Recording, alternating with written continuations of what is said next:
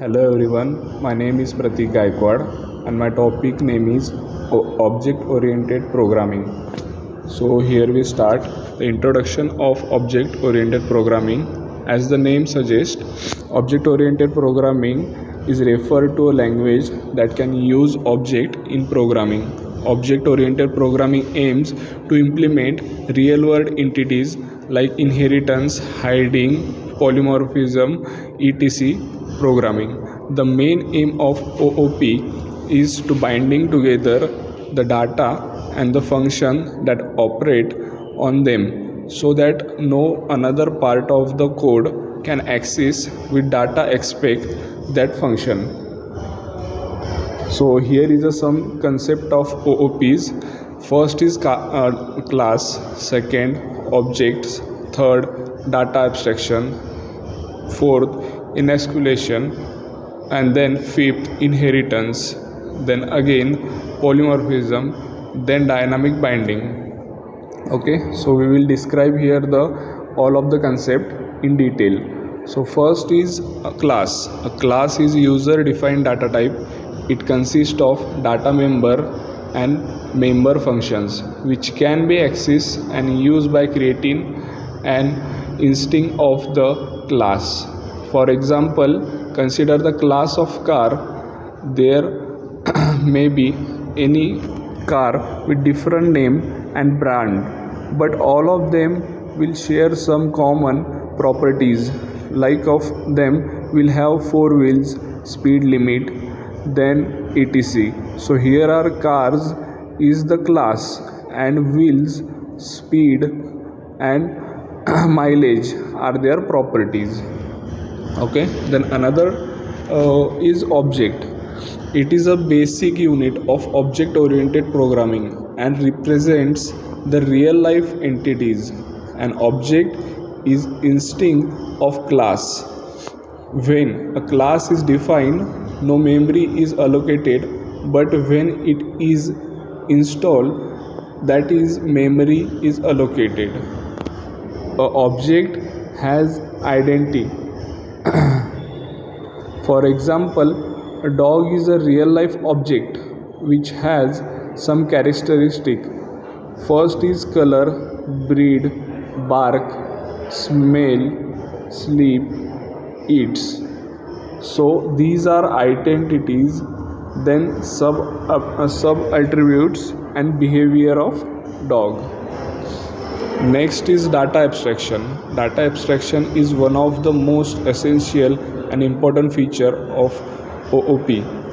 Data abstraction refer to provide only essential information about the data to the outside world. Hiding the background details or implementing, consider a real life example of a man driving a car. The man only know the pressing the acceleration which increase the speed of car or applying the brake will stop the car, but does not know about how the pressing the acceleration the speed increasing. He does not know about the inner mechanism of the class or the implementation of acceleration, brakes, etc. In the car, this is what abstraction is.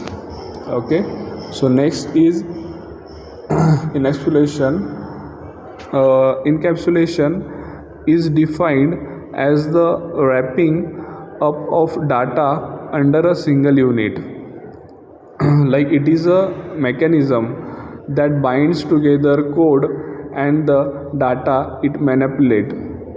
And in encapsulation, the various or data of class hiding from any another and can be accessed only through any member function of their class in which they are declared. As in encapsulation, the data in class is hiding from another classes, so it is also known as data hiding. Encapsulation, it is a variable data and classes. Okay, the another one is inheritance. Inheritance, it is an important pillar of Object-oriented programming, the capability of the class to derive properties and characteristics from another class is called inheritance.